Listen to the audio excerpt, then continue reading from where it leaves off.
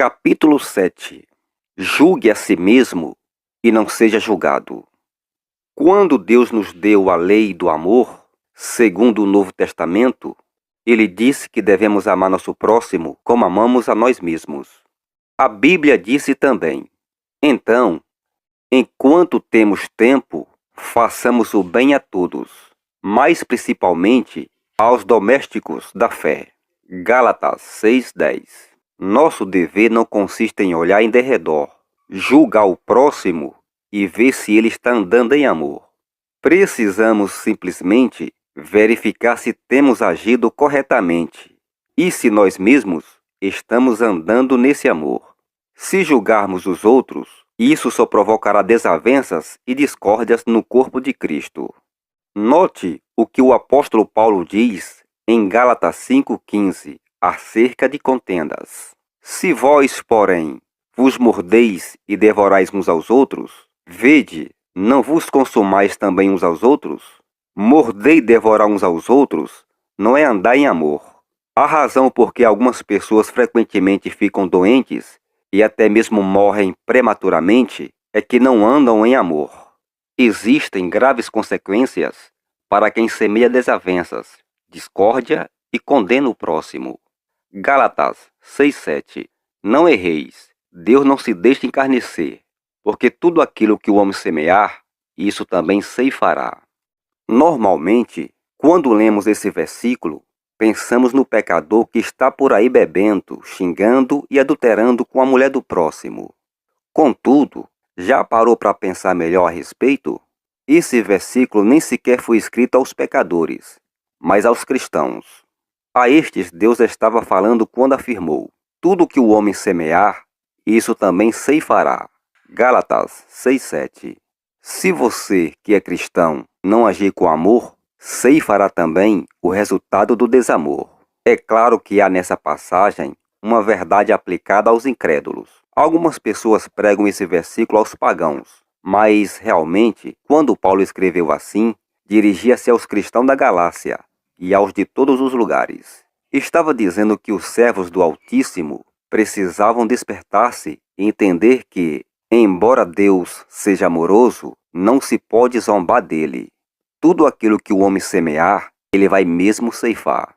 Em outras palavras, mais cedo ou mais tarde, as consequências aparecem. Seus pecados irão achá-lo. Números 32:23.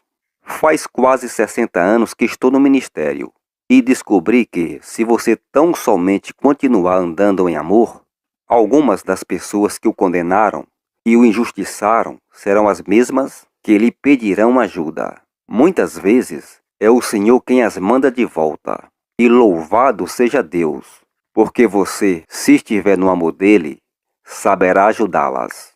No entanto, esse versículo em Gálatas 6:7 tem ainda outra aplicação. Quando você agir com amor, receberá uma recompensa por isso, o que vai ceifar em troca de andar segundo a vontade do Pai: saúde, cura, longevidade e bem-estar em abundância. Se, portanto, continuar alimentando com a palavra aquela natureza de amor divino que está dentro de você e a puser em prática, esse sentimento crescerá e se aperfeiçoará na sua vida. Além do mais, ao exercitar o amor do tipo de Deus e agir à altura dele, você ceifará os benefícios e os resultados de andar nele. Tudo o que eu fizer, vou semear no amor. E se eu semear no amor de Deus, vou ceifar os resultados que ele produz, porque assim terei cumprido a lei. Dessa forma, serão tiradas as enfermidades de dentro de mim, e o Todo-Poderoso cumprirá o número dos meus dias. Discernir o corpo do Senhor. O que precisamos reconhecer é que, segundo a nova aliança, depende de nós, em grande medida, o cumprimento ou não do número dos nossos dias. Por quê? Porque a expiação pelos nossos pecados inclui a cura de nosso corpo. A Bíblia diz: Ele tomou sobre si as nossas enfermidades e levou as nossas doenças. Mateus 8:17. Quando Jesus pronunciou tais palavras, estava citando o texto de Isaías 53:4. Verdadeiramente, Ele tomou sobre si as nossas enfermidades e as nossas dores levou sobre si. Além disso, a passagem de 1 Pedro 2,24 também fala a respeito da nossa aliança de cura. Levando Ele mesmo em seu corpo os nossos pecados sobre o madeiro, para que, mortos para os pecados, pudéssemos viver para a justiça, e pelas suas feridas fostes sarados. A saúde, portanto, é um direito que Cristo obteve para nós. Nunca, porém, conseguiremos andar na provisão divina da cura, a não ser que aprendemos a viver em amor. Ora, se Deus colocou a cura à nossa disposição, mediante a expiação dos nossos pecados, porque nem todos são sarados. Se é para caminharmos em amor, há mais uma coisa que precisamos entender. Note o que o apóstolo Paulo diz em 1 Coríntios 11, 23 a 30. Porque eu recebi do Senhor o que também vos ensinei, que o Senhor Jesus, na noite em que foi traído, tomou o pão, e tendo dado graças, o partiu e disse: Tomai, comei. Isto é o meu corpo que é partido por vós. Fazei isto em memória de mim. Semelhantemente também, depois de cear, tomou o cálice, dizendo: Este cálice é o Novo Testamento no meu sangue. Fazei isto todas as vezes que bebestes, em memória de mim. Porque todas as vezes que comerdes este pão e beberdes este cálice, anunciais a morte do Senhor, até que venha. Portanto, qualquer que comer este pão ou beber o cálice do Senhor indignamente, será culpado do corpo e do sangue do Senhor. Examine-se, pois, o homem a si mesmo, e assim coma deste pão e beba deste cálice. Porque o que come e bebe indignamente, come e bebe para a sua própria condenação, não discernindo o corpo do Senhor. Por causa disso, há entre vós muitos fracos e doentes, e muitos que dormem. Voltemos agora a analisar o que acabamos de ler. Quando Jesus tomou o pão, esclareceu: Isto é o meu corpo, que é partido por vós. Fomos curados mediante os açoites que o Filho de Deus recebeu. Pelo fato de o seu corpo ter sido quebrantado em nosso favor na expiação, podemos receber a cura física. Em seguida, o Salvador declarou: Este cálice é o Novo Testamento no meu sangue. A Bíblia diz que sem derramamento de sangue não há remissão. Hebreus 9:22. O sangue de Jesus significa redenção e purificação dos nossos pecados. Nesse trecho de 1 Coríntios 11, portanto, vemos tanto a cura do corpo quanto a remissão das nossas transgressões. Note ainda a palavra indignamente no versículo 27. Portanto, qualquer que comer este pão ou beber o cálice do Senhor indignamente, será culpado do corpo e do sangue do Senhor. Indignamente. Aqui não é um vocábulo empregado no sentido de alguém não se sentir digno, nem merecedor de participar da ceia do Senhor, visto que o versículo 26 não afirma que estamos indignos de participar dela. Tal palavra refere-se à maneira e atitude com que você toma a ceia. Diante disso, concluímos que a passagem trata da maneira como os coríntios deveriam participar da Santa Ceia. Se você ler os versículos anteriores e estudar o contexto, perceberá que essas pessoas se reuniam, tomavam uma refeição e também participavam da ceia do Senhor. No entanto, algumas até mesmo bebiam vinho e ficavam embriagadas. Paulo asseverou: essas pessoas causam condenação ou juízo para si, porque têm participado de modo indigno da ceia do Senhor. Então a palavra diz: por causa disso, há entre vós muitos fracos e doentes, e muitos que dormem, ou têm a morte prematura. Esse texto deixa claro que não devemos estar fracos ou doentes. Aqui, o apóstolo fala acerca do corpo físico do homem. Ele explica como aqueles que participam da ceia do Senhor de modo indigno podem ficar fracos, doentes e até mesmo ter a morte prematura. Esses versículos denotam o seguinte: por causa de não discernirem o corpo do Senhor, muitos entre vós estão fracos, doentes e dormem. Aqui, com a palavra dormem, A Bíblia quer dizer que seu corpo adormeceu na sepultura e seu espírito passou a ficar com o Senhor. Note, porém, que morreram prematuramente. O número dos seus dias não foi cumprido. Não deveriam ter morrido. A morte prematura deles certamente não era o desejo do Pai. A Bíblia relata que, às vezes, existe uma causa ou razão para algumas pessoas estarem fracas, doentias ou até mesmo morrerem antes do tempo. Porque, se não discernem o corpo do Senhor, trazem juízo para si mesmas. Você notou que coisa alguma foi dita a respeito de discernir o sangue do Senhor? Está escrito: não discernindo o corpo do Senhor. Discernir significa ver e compreender. O partir do pão da comunhão é um símbolo do corpo de Cristo que foi rompido. Sem entender que o corpo do Mestre foi traspassado para sua fortaleza e cura físicas, você continuará fraco e doentio, embora ande em amor, porque não se apropriou da cura que lhe foi garantida na cruz do Calvário. Cristo é o nosso Cordeiro da Páscoa. Seu corpo foi contundido em prol de nossa cura e do nosso sustento físicos. Pelas suas feridas fostes sarados. 1 Pedro 2,24. Se não souber que foi curado pelas feridas de Cristo, você poderá continuar fisicamente fraco e doentio, ou até mesmo sofrer morte prematura e não cumprir a totalidade dos seus dias. Contudo, também há outro lado dessa declaração. Não discernindo o corpo do Senhor, você também pode ficar fraco, doente ou morrer antes do tempo se não discernir e entender que o corpo espiritual do Senhor, o corpo de Cristo, é um só. Colossenses 3,15. Em outras palavras, existe um corpo espiritual de Cristo hoje na Terra, e ele inclui todos os cristãos renascidos no mundo inteiro. Colossenses 1,18.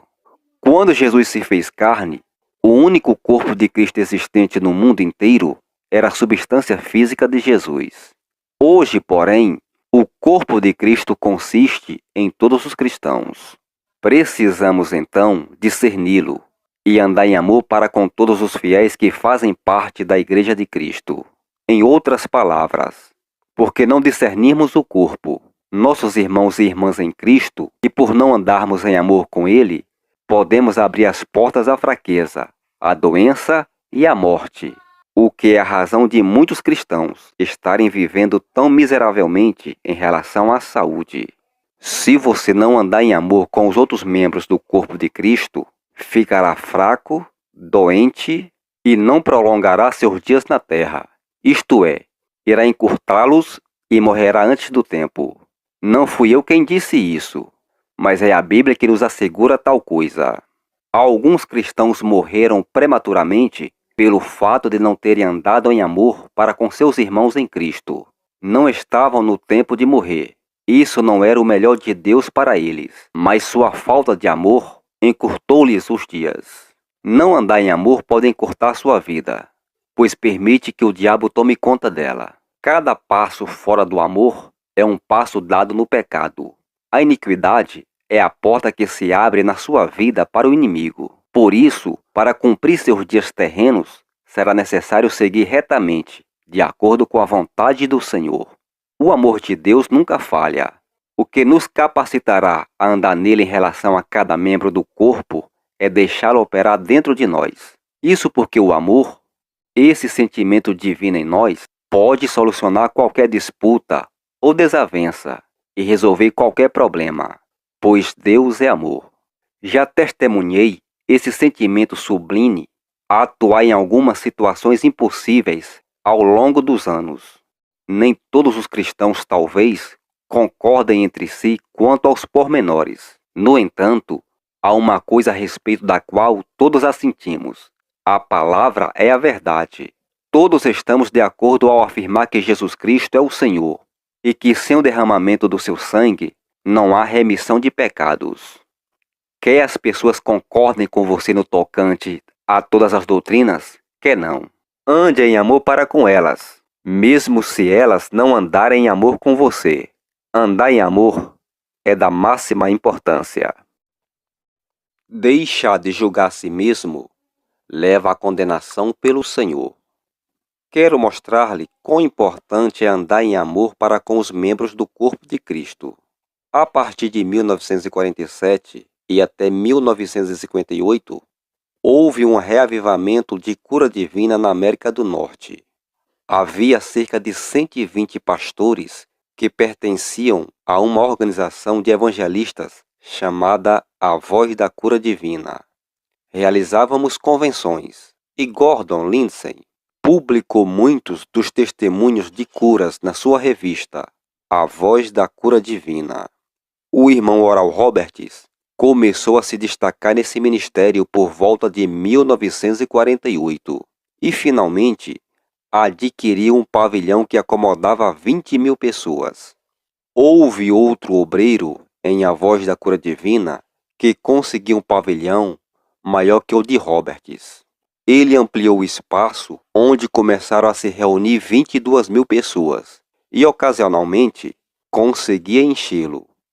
Esse outro obreiro era também um dos evangelistas de cura divina mais famosos nos dias de A Voz da Cura Divina. Ninguém, naqueles tempos, tinha um trabalho maior que o dele. Vi no ministério desse evangelista alguns dos maiores milagres que já tinha visto.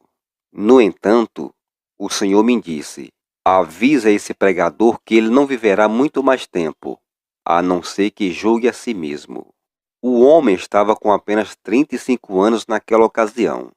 O Senhor acrescentou: a primeira coisa no tocante a qual ele precisa julgar-se é quanto a andar em amor para com seu colega no ministério. A segunda questão é acerca do dinheiro. O Altíssimo revelou-me ainda que o terceiro aspecto em que esse evangelista deveria julgar-se era a alimentação, visto que naquela ocasião o homem era obeso e tinha um apetite bastante voraz. Não precisamos ficar fanáticos por produtos dietéticos. Não era isso que o Senhor se referia. Mas, por outro lado, lembro-me de uma coisa que John Wesley falava: não vivo para comer, só como para viver. Era bíblica a exigência desse pastor julgar a si mesmo? Certamente. O Senhor estava querendo avisá-lo em tempo, pois se julgasse a si mesmo, Deus não precisaria julgá-lo. É assim que a Bíblia diz. 1 Coríntios 11, 31 e 32. Porque se nós julgássemos a nós mesmos, não seríamos julgados. Mas quando julgados, somos disciplinados pelo Senhor, para não sermos condenados com o mundo. Lembro-me de quando minha esposa e eu estávamos a caminho de uma campanha de reavivamento e interrompemos nossa viagem a fim de visitar o pavilhão onde o referido obreiro conduzia um culto de cura divina. Naquela cidade, havia um internato estatal para surdos e mudos. 5 homens totalmente surdos e mudos foram levados do internato para o culto desse evangelista, e ele lhes impôs as mãos. Como em um só piscar de olhos, os 5 foram instantaneamente curados. Receberam seu milagre diante de milhares de pessoas. Naquele mesmo momento, esse obreiro suspendeu o culto e começou a levantar uma oferta. E avisou ao auditório: não venha para a frente quem não estiver com pelo menos $50 para doar. As pessoas tropeçavam umas em cima das outras, com pressa de entregar as ofertas. Ora, você precisa entender que isso aconteceu em 1950, quando o dólar valia muito mais do que nesses dias de inflação. Mas seja qual for o valor envolvido, ninguém deve lançar mão das coisas de Deus e aproveitá-las para levantar dinheiro. Além do mais, cedo ou mais tarde, se as pessoas não julgarem a si mesmas, serão apanhadas pelas coisas malignas que fizeram. Lembre-se daquilo que a Bíblia diz: não erreis. Deus não se deixa encarnecer, porque tudo que o homem semear, isso também ceifará. Gálatas 6:7. Isso se aplica a todas as áreas da vida das pessoas. Vi no ministério desse obreiro ainda outra cura maravilhosa que foi confirmada pela ciência médica. Certa mulher foi levada de maca a um de seus cultos. O corpo dela era duro como uma tábua, parecia petrificada. Era uma doença rara e a ciência médica nada podia fazer a respeito. Quem tocasse no corpo dela tinha a impressão de estar pegando em um pedaço de madeira. Levaram-na até o culto, e quando o referido ministro colocou nela as mãos, aquela mulher foi sarada instantaneamente. Mesmo assim, o Senhor me disse: você deve contar-lhe que ele não viverá muito mais tempo, a não ser que julgue a si mesmo. Fui falar com esse evangelista da cura divina, mas ele estava muito ocupado conversando com outra pessoa naquela ocasião.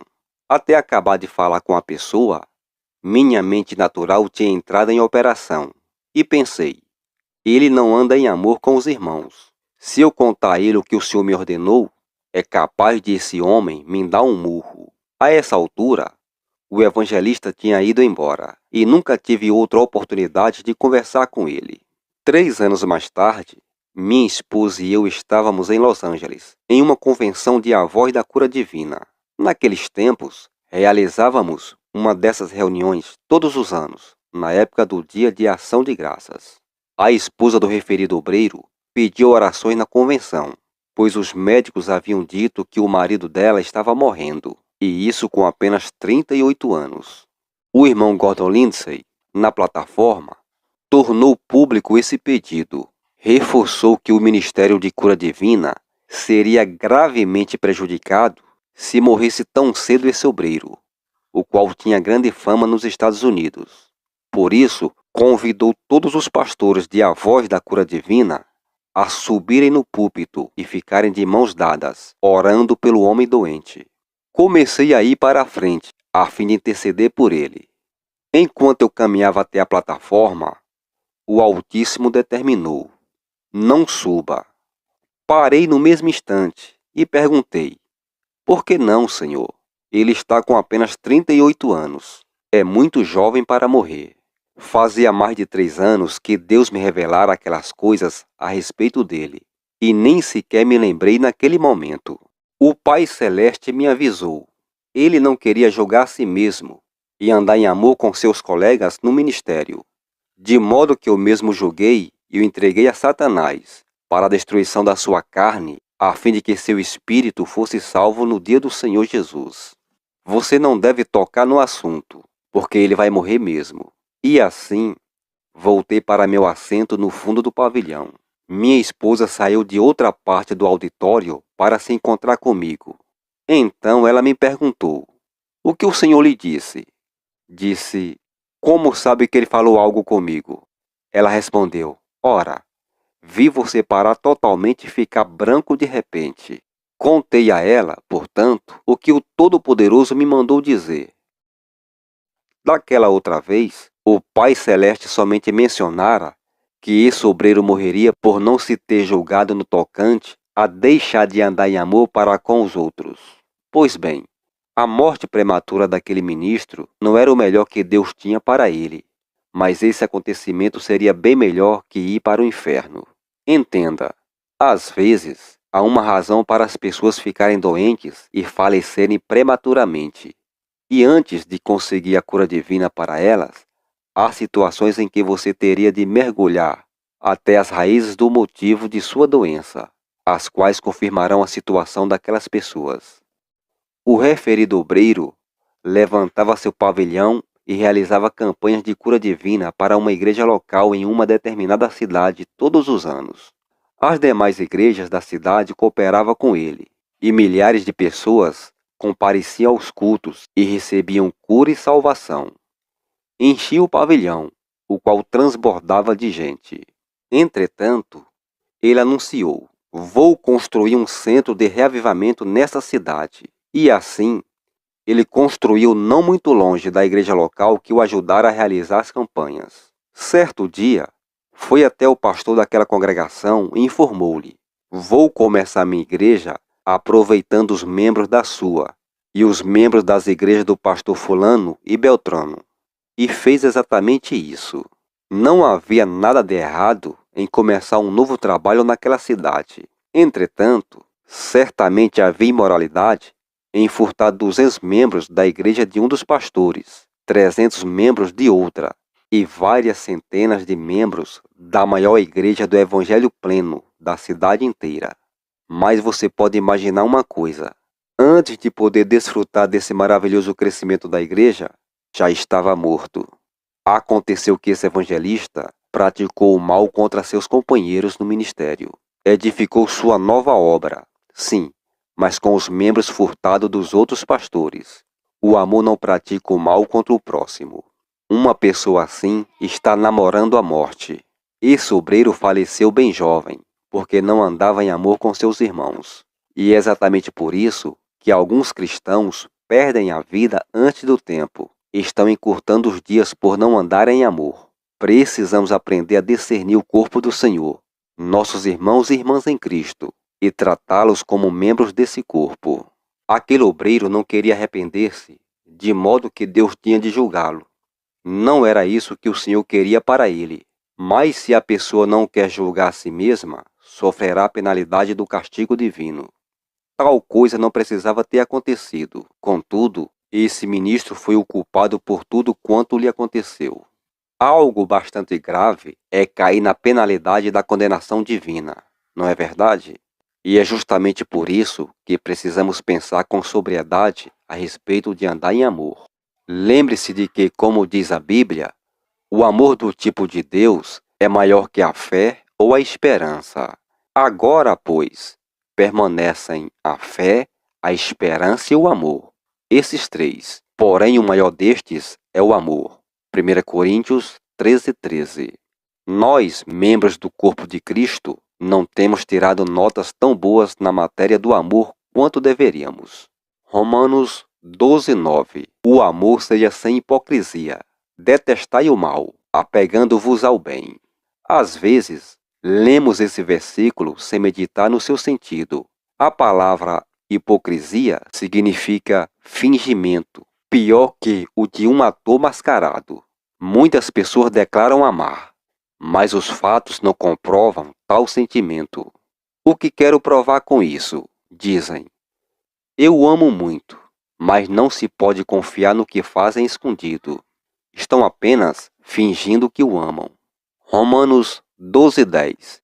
Amai-vos cordialmente uns aos outros com amor fraternal, preferindo-vos em honra uns aos outros. O amor do tipo de Deus não é egoísta. Sempre dá preferência a outra pessoa e a coloca em primeiro lugar. Nunca pensa em si mesmo em primazia. Quando Deus nos mandou amar uns aos outros, Ele não disse que deveria ser só com palavras ou com fingimento, mas com ações.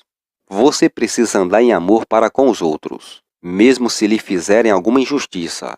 Irá render-lhe ricos dividendos. Além disso, julgar a si mesmo significa não ser julgado, nem ter despesas médicas para pagar, por exemplo.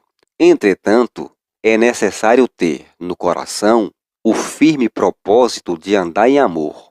Isso não acontece automaticamente. Quando disser no corpo do Senhor, não somente o corpo físico de Jesus foi quebrado em prol da sua cura física, mas também o corpo espiritual de Cristo. Você pode se manter forte e saudável, ao invés de fraco e doentio. Então, poderá completar o número dos seus dias. E vou lhe contar mais uma verdade acerca desse assunto. Deus tem algo mais para nós do que a cura.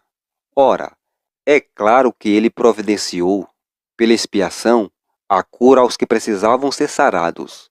Mas o Todo-Poderoso também tem fornecido algo mais. A possibilidade de usufruirmos a saúde, que é adquirida mediante a condição de andar em amor. Faça os reajustes necessários. Às vezes tem chegado aos meus cultos de cura divina pessoas que estão buscando a cura, mas não a receberam, mesmo depois de eu lhes ter imposto as mãos em várias ocasiões. Outros evangelistas também tinham orado por elas, mas não obtiveram resultados. Contudo, quando essas mesmas pessoas fizeram reajustes no seu andar segundo o amor, já não precisavam mais de ninguém para lhes fazer a imposição das mãos, pois a cura foi conseguida automaticamente. Veja bem, andar em amor é uma condição para a cura divina, a qual também precisa ser pregada. A maioria de nós quer viver o período integral de vida na Terra. E a Bíblia nos garante essa possibilidade. Mas para fazermos assim, precisamos andar à luz da palavra. Inclusive desse texto bíblico de 1 Coríntios 11:31, que fala em julgarmos a nós mesmos. Se alguém precisa ir até uma agência dos Correios e foi ensinado a chegar lá, a culpa será só dele se desistir de ir. Assim acontece também com a cura divina e com as dádivas de Deus, inclusive a vida longa. A Bíblia nos ensina exatamente como alcançar nosso destino, mas temos de andar à luz da palavra para recebermos as bênçãos. Pastoreei igrejas durante quase 12 anos. Nesse período de ministério, somente 2 ou 3 dos membros da minha igreja foram curados instantaneamente. No caso da maioria deles, antes que fossem restaurados, eu tinha de conhecer as causas originais que provocaram a doença. Isso não significa que eu acusava os doentes de serem grandes pecadores, nem que começava a pesquisar o passado deles. Eu só orava para o Espírito Santo revelar-me se havia algum impedimento envolvido em cada caso, e para que lhes mostrasse onde precisavam fazer reajustes. Em todos os casos com os quais lidei, tão logo as pessoas verificaram a causa e fizeram os reajustes no coração e nas atitudes, e recebiam a cura. Se não tivessem resolvido devidamente a situação, algumas delas teriam morrido, pois sofriam de graves doenças. A destruição da carne. O seguinte texto de 1 Coríntios 5 mostra as consequências de não julgarmos a nós mesmos. 1 Coríntios 5, 1-5.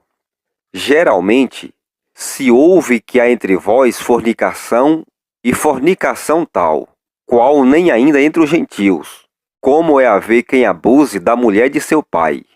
Estais inchados, e nem ao menos vos entristecestes, por não ter sido dentre vós tirado quem cometeu tal ação. Eu, na verdade, ainda que ausente no corpo, mas presente no espírito, já determinei como se estivesse presente, que o que tal ato praticou, em nome de nosso Senhor Jesus Cristo, junto vós, e o meu espírito, pelo poder de nosso Senhor Jesus Cristo, seja entregue a Satanás para a destruição da carne, para que o espírito seja salvo no dia do Senhor Jesus. Nesse trecho bíblico, parece que um filho tinha roubado a esposa do pai, ou seja, a própria madrasta, e passado a viver com ela. Paulo ficou desgostoso com a igreja em Corinto, porque ela nada fizera para disciplinar as pessoas envolvidas nesse acontecimento. Dessa forma, o apóstolo mandou os coríntios reunirem-se oficialmente e entregarem tal homem a Satanás para a destruição da carne, a fim de que o espírito dele pudesse ser salvo no dia de Cristo. Foi fácil para a igreja julgar aquele pecado, porque era bastante óbvio. Em outras palavras, qualquer um pode perceber a iniquidade em um homem ter relacionamento amoroso com sua madrasta, ou mesmo que fosse qualquer homem a viver com uma mulher sem estarem casados. Todos saberiam que obviamente se tratava de transgressão, e é claro, a igreja precisa disciplinar as pessoas que têm agido assim. Podemos perceber nesse texto de 1 Coríntios 5 que a igreja possui muito mais autoridade e poder do que já chegamos a exercer. Parece claro que a igreja em Coríntio não entendia nem reconhecia que tinha autoridade para lidar com aquela situação. Esse texto bíblico também nos informa quem é o responsável por destruir a carne. O versículo 5 diz: seja entregue a Satanás para a destruição da carne.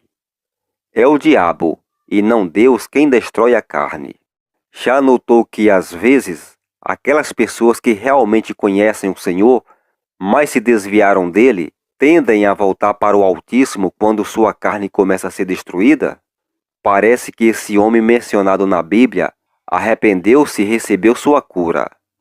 Na segunda epístola de Paulo aos Coríntios, o apóstolo mandou-lhes acolher o homem de novo na sua comunhão, pois a tristeza, segundo Deus, produziria o arrependimento. 2 Coríntios 2, 6-11 e 2 Coríntios 7, 10. O que diz a Bíblia a respeito de julgarmos a nós mesmos? Que fizéssemos isso, não seríamos julgados pelo Senhor? Mas se nos recusarmos a agir de tal forma, o Senhor será obrigado a nos castigar, a fim de não sermos julgados com o mundo. Semelhante castigo não é o melhor que Deus tem para nós, mas é mais vantajoso do que ir para o inferno. No caso do homem que estava vivendo com sua madrasta, o Altíssimo ordenou que a igreja o entregasse a Satanás para a destruição da sua carne, com o intuito de que o culpado se arrependesse e voltasse para Deus. E no texto de 1 Coríntios 11, 31 e 32, a Bíblia revela que se não nos avaliarmos, o Senhor irá nos julgar. Pois bem, o Pai Celeste irá fazer isso levando em conta não só os pecados físicos, mas também os espirituais. Somente o Senhor consegue ver os pecados de ordem espiritual. E realmente, Jesus me contou certa vez, quando me apareceu em uma visão: julgarei o meu povo mais rapidamente por causa dos pecados espirituais do que eu farei por causa dos erros físicos. O que o mestre queria dizer com pecados espirituais? Por exemplo, os pecados espirituais são atitudes e motivos ocultos. Você e eu não sabemos os motivos que estão por detrás das ações das pessoas, mas Jesus o sabe. Não é possível enxergar os motivos. As pessoas podem fazer as coisas certas por motivos errôneos, e por isso merece uma repreensão de Deus em vez da sua bênção. Qualquer motivo que não esteja baseado em amor é totalmente equivocado. Não conseguimos ver atitudes, mas Deus as vê. Nossas prioridades e nossas razões precisam ser certas, pois de outra forma, o Senhor não poderá nos abençoar o tanto quanto Ele deseja. É muito importante, portanto, que aperfeiçoemos o amor divino, a fim de serem puros os nossos motivos. Voltando ao exemplo do evangelista dos dias de A Voz da Cura Divina, a que me referi antes, o Senhor esperou ver se aquele obreiro iria julgar a si mesmo e repudiar os próprios pecados. No entanto, tal ministro não quis mesmo julgar-se e andar em amor para com seus irmãos. Finalmente, portanto, o Criador tinha de julgá-lo. E depois, alguns cristãos queridos que não conhecem a Bíblia declaram: aquele obreiro tinha um ministério fabuloso de cura divina, mas mesmo assim, morreu aos 38 anos. Isso comprova que a cura não é para todos. Não, a morte prematura dele não evidencia isso. Quem conhece a história inteira sabe claramente que o homem agiu errado, de modo que Deus teve de julgá-lo. O Altíssimo o castigou a fim de que tal obreiro não fosse condenado com o mundo. Você está encurtando seus dias ou os está prolongando? Compreenda. Podemos encurtar nossos dias ou prolongá-los por meio de andar em amor e fazer aquilo que Deus nos mandou fazer. Precisamos julgar nós mesmos para que o Senhor não precise fazê-lo, principalmente nessa área de andar em amor e discernir o corpo de Cristo. Então, ao seguirmos essas orientações, não seremos condenados com o mundo. Quando minha esposa e eu ainda morávamos no Texas, fui orar em favor de um homem que tinha líquido nos pulmões e, com isso, estava com dificuldade na respiração. Os médicos tinham diagnosticado câncer nos pulmões e afirmado que estes só poderiam ser drenados um certo número de vezes. Declararam ainda que depois dessas drenagens, nada poderiam fazer em seu favor. Fiquei em pé de um lado da cama desse homem para orar em seu favor, e seu cunhado do outro lado. Estendi a minha mão e coloquei-a na testa do enfermo, e comecei a interceder. Enquanto clamava, senti uma mão quente pegar na minha mão e tirá-la da testa do enfermo. Abri meus olhos e olhei para ele. Pensava que eu tinha feito pressão demais na sua testa, e por causa disso, ele havia afastado minha mão. Voltei, pois, a colocar a mão na testa do enfermo. Fechei os olhos e comecei a orar. Mas a mesma coisa aconteceu de novo. Senti uma mão quente tirar minha mão daquele homem. Da terceira vez, mantive abertos meus olhos. Coloquei a mão na testa do doente e fiquei observando tudo. Não havia nada de visível. mas simplesmente senti uma mão tirar a minha mão de cima da cabeça daquele necessitado. Finalmente perguntei a Deus: Senhor, por que tiraste dele a minha mão? O Altíssimo respondeu: porque ele vai morrer. Disse: mas Senhor, ele está com apenas 43 anos. O Senhor nos prometeu vida longa. Ele é muito jovem para falecer. Por que isso tem de acontecer? O Senhor me explicou: faz 30 anos que eu espero julgar a si mesmo, repudiar os próprios pecados e viver corretamente. Foi salvo aos 13 anos. Certa vez, curei-o quando quebrou sua coluna depois de ter abandonado a esposa e passado a viver no adultério. Durante 30 anos, aguardei, dando-lhe a oportunidade de se julgar. Mas ele não quis, de modo que eu julguei e o entreguei a Satanás para a destruição da sua carne, a fim de que o espírito dele fosse salvo no dia do Senhor Jesus. Por isso, não mexa com ele e deixe que caminhe para o lar celestial. Ele está pronto agora. Para mim, tudo isso era uma revelação nova, pois eu não sabia nada disso com relação a esse homem. Mas quando algo aconteceu, não o aceito sem mais nem menos. Faço uma verificação. A Bíblia aconselha: examinai tudo, retende o bem. 1 Tessalonicenses 5:21. Dessa forma, falei com a irmã dele. Contei-lhe o que o Senhor me dissera. Ela reforçou: sim, foi isso mesmo que aconteceu. Ele deixou a esposa e foi viver com outra mulher. Certo dia, trabalhando em uma construção, caiu do andaime e quebrou a coluna. A irmã contou-me ainda que a mulher com quem ele morava não queria cuidar dele, de modo que voltou à esposa. Começou a orar e retornou à comunhão com Deus. Então disse à esposa: estou curado. Ele queria que o médico lhe removesse todo o engessamento, ao que o especialista retrucou: não posso fazer isso. Se eu tirar o gesso agora, você ficará coberto de hematomas e cairá morto no chão. Pois bem, o homem finalmente persuadiu a irmã a pegar no facão de cortar carne e ajudá-lo a arrancar o gesso. Então ele saiu da cama e, exatamente conforme o médico avisara, ficou coberto de hematomas e caiu no chão como morto. Mas então, de repente, levantou-se completamente curado. Nem por isso, porém, julgou a si mesmo. Deus tinha me avisado. Curei-o do problema na coluna e esperei durante 30 anos que se endireitasse e repudiasse seu pecado. Pois bem, estando eu em pé naquele quarto, intercedendo pelo homem, não orei mais quando o Senhor me proibiu. O homem pediu-me que o levasse ao hospital para que se submetesse a uma drenagem nos pulmões.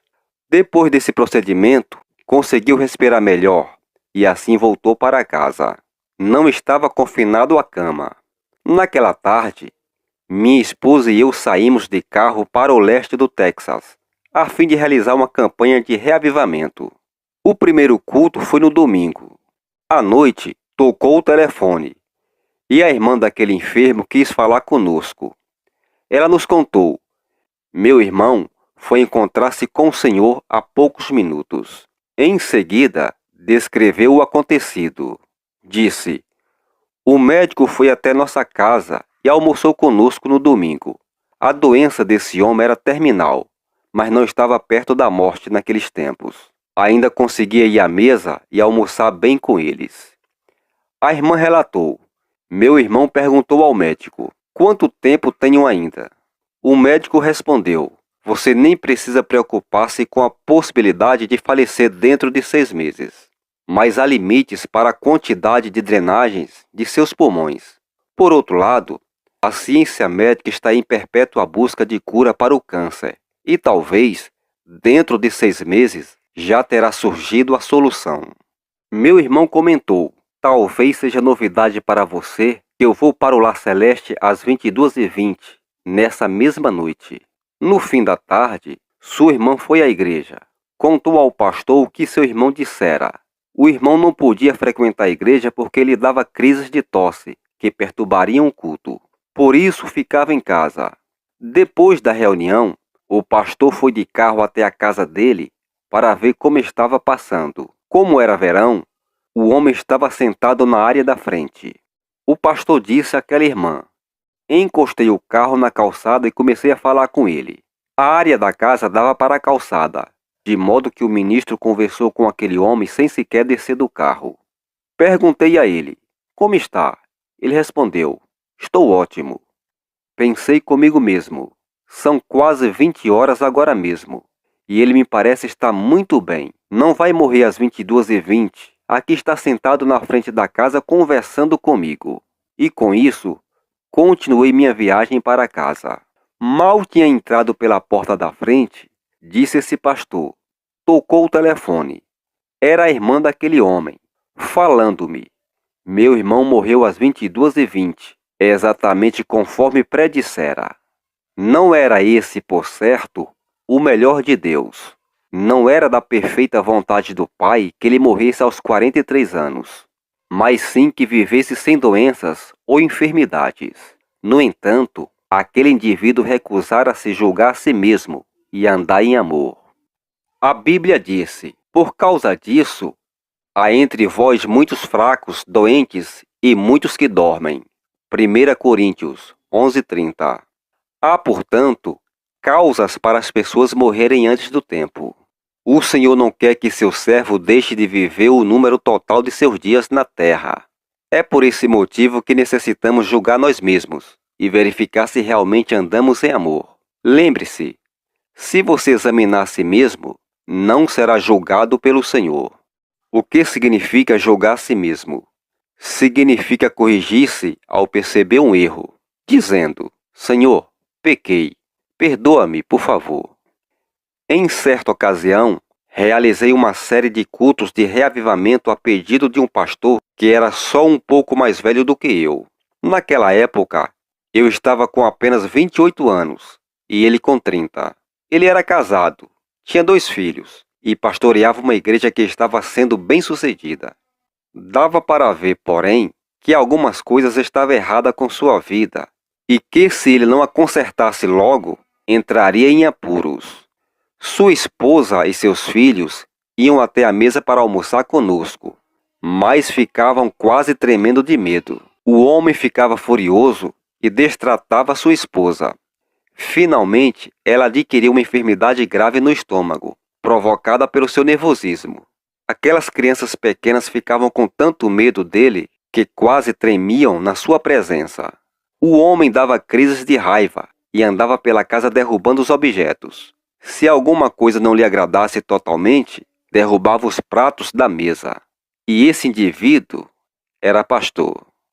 Fiquei hospedado na casa pastoral com ele e sua família, de modo que procurei conversar a respeito. Disse-lhe: você vai estragar a saúde da sua esposa se mantiver esse nível de comportamento.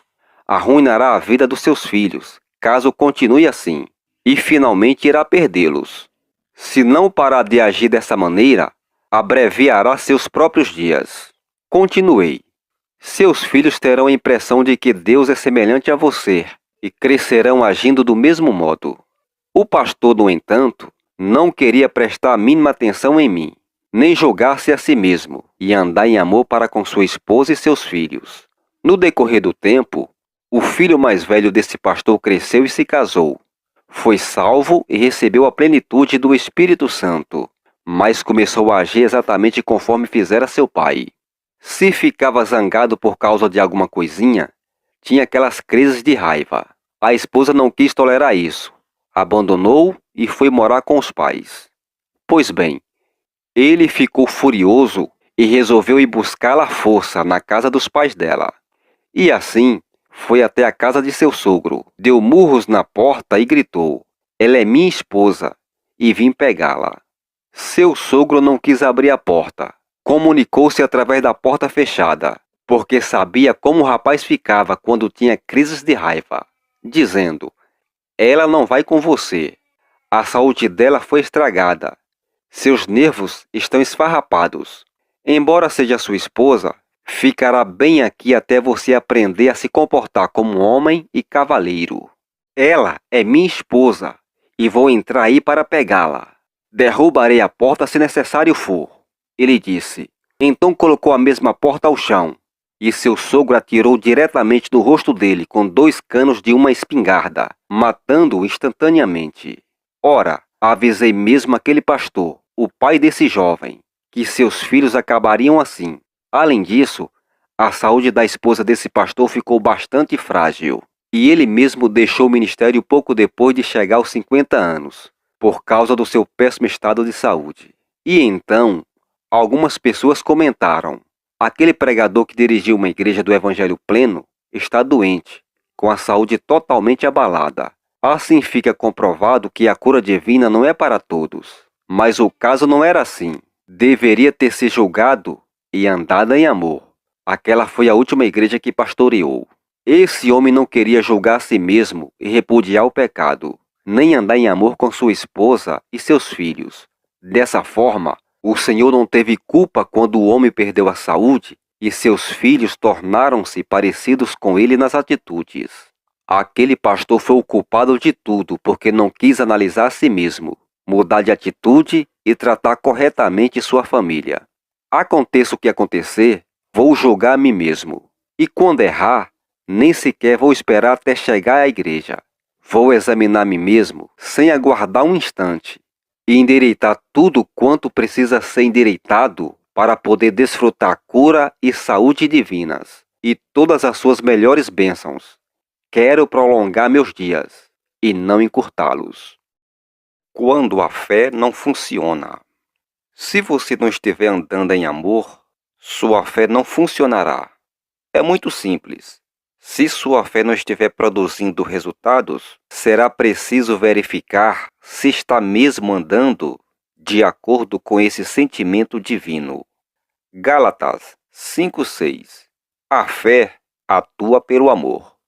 Conheci em certa ocasião um homem que considerava todas as pessoas erradas e só a si certo. Esse indivíduo criticava toda e qualquer pessoa que se pudesse mencionar. E ainda por cima, tinha a audácia de dizer: pois bem, experimentei aquele negócio da fé e não funciona. Mas sua fé não operava porque não andava em amor.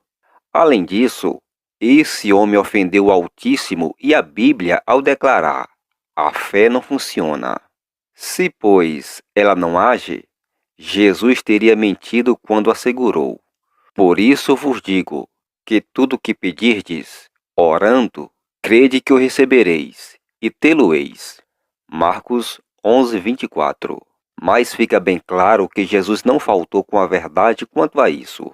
Se houver alguma falta, nunca será da parte de Deus ou de seu Filho. O Altíssimo jamais falha, e sua palavra também não. Seria melhor, portanto, reconhecermos desde cedo que se houve algum erro, forçosamente foi nosso. Precisamos descobrir onde erramos e agir novamente de acordo com a palavra. Conheci 2 pastores que haviam tido um ministério bem-sucedido durante vários anos, e os 2 morreram bem jovens. Vou contar exatamente por que morreram. Um deles disse-me: sei que você tem razão, mas seria mais fácil eu continuar errando e morrer do que reconhecer que estou errado. O outro também declarou algo bem semelhante. O primeiro, um evangelista pentecostal do Evangelho Pleno, tinha sido meu conhecido alguns anos antes. Passei um tempo sem vê-lo, mas acabei encontrando seu cunhado em uma campanha que fiz em outro estado. Perguntei-lhe: que notícias você tem do irmão C? Você não sabia? Respondeu: ele morreu. Morreu? Exclamei. Não tinha idade para isso, pois mal tinha passado dos 50 anos. Sim, mas faleceu. Perguntei: o que aconteceu? Aquele cunhado respondeu: tinha câncer, mas você sabe como ele era. Nunca reconhecia que estava errado. Eu sei exatamente porque não recebeu sua cura. Existem pessoas que não querem prestar atenção a nós pelo fato de sermos parentes. Eu mesmo tinha tentado conversar com aquele pastor, mas então ele me respondeu: não, nunca desde quando nasci de novo e me tornei cristão, Jamais me enganei com coisa alguma. Sou perfeito. Quem toma uma atitude assim não terá vida longa. Ninguém é perfeito, a não ser Jesus. Mas aquele pastor não queria julgar-se e repudiar seus pecados e suas iniquidades. Isso não significa que cometeu pecados flagrantes ou algum crime terrível. Contudo, simplesmente, tal indivíduo insistia em afirmar que nada tinha feito de errado em toda a vida. O cunhado dele contou-me. Sei que precisava pedir perdão a alguns dos seus parentes. No entanto, nunca reconheceu ter errado, de modo que não podia resolver a situação com eles. Achava que todos falhavam, menos ele. Ora, se um homem se comporta assim, sua fé não funcionará em seu favor. Uma das razões para o Todo-Poderoso não abençoá-lo é que ele não se colocava em condições de receber a bênção divina. Mas louvado seja Deus! Sempre que percebo ter cometido um erro, mudo meu comportamento. E você? Não vou ser cabeçudo. Não direi que estou com razão quando realmente estiver errado. É muito importante andar em amor. Quer o melhor de Deus? Quer viver o cumprimento total dos seus dias na terra? Nunca alcançará isso, a não ser que resolva em seu coração andar no amor divino. Meu alvo é buscar o melhor do Senhor, sem me acomodar com algo inferior a isso. Qual é o seu objetivo? Como pode ter certeza de que receberá o melhor de Deus? Julgue a si mesmo no tocante ao pecado. Não quero dizer que deve avaliar a transgressão do seu próximo. A Bíblia só manda julgar a si mesmo. Romanos 14, versículo 13. 1 Coríntios 11, 31 e 32. Fazendo isso, examine como anda no amor e como trata o corpo de Cristo. Em seguida, repudie o pecado e põe em prática o andar em amor em todas as áreas da sua vida. Esse sentimento sublime não pratica o mal contra o próximo. Por isso, é preciso pensar antes de agir ou de dizer qualquer coisa. Pergunte-se, como isso afetará a outra pessoa? E o que faria o amor? Se aquilo que está para dizer ou fazer causaria mal contra outra pessoa, não o faça nem diga, porque então você não estaria andando em amor. Todo passo fora do amor é pecado, mas andar nele é cumprir a lei. Estou falando do amor do tipo de Deus, o qual é paciente e bondoso, e jamais arde em ciúmes. Além disso, ele não é jactancioso, nem se vangloria, não se pavoneia com orgulho. O amor de Deus em nós não insiste nos próprios direitos, nem na própria vontade, porque não é egoísta. Não se exaspera, não se queixa, nem se ressente. Não leva em conta o mal feito contra ele, nem presta atenção a uma injustiça por ele sofrida. Se você aprender a andar conforme o amor do Senhor, esse sentimento saneará qualquer situação difícil que existir, não importa qual for, pois esse sentimento será a solução se tão somente andar nele. É claro que o amor do tipo de Deus não funcionará se não o puser em prática, exercendo e aperfeiçoando esse sentimento que já está no seu coração antes de começar a colher as recompensas que ele produz. Suponhamos, por exemplo, que alguém fosse ao médico e que este lhe desse a receita do remédio apropriado. O enfermo levou a prescrição médica à farmácia, comprou o remédio e foi para casa, mas deixou o medicamento na mesa e não tomou dose alguma. No dia seguinte, sentiu-se pior e reclamou. Não posso entender porque o remédio não está funcionando. Mas este foi deixado na mesa sem ser tomado. Logo, não funcionará. O mesmo acontece com os assuntos espirituais. A Bíblia não agirá se for deixada fechada na mesa de cabeceira da cama. Pelo contrário, você deve abri-la e pôr em operação as verdades espirituais. Então, as bênçãos do Pai Celeste serão manifestadas em você. O amor de Deus é desse jeito também. Ele não funcionará somente porque está dentro de você. É preciso alimentar-se da palavra, exercitá-la, colocá-la em prática. Então você crescerá e aumentará. Se, porém, não seguir a vontade do Senhor, acabará sendo julgado por Ele, e isso poderá custar-lhe a vida. É realmente melhor andar no amor divino, pois ele funcionará em seu favor. Posto que a enfermidade é opressão satânica, quando estiver em amor e o mal surgir como enfermidade, você poderá dizer ao inimigo: Diabo, estou andando em amor, tira suas mãos de cima de mim.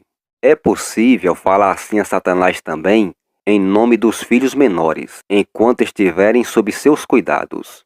Quando crescerem, terão de enfrentar o príncipe das trevas por conta própria. Se não estiver andando em amor, volte o mais rápido possível para o caminho. Se precisar arrepender-se e pedir perdão a alguém, faça-o.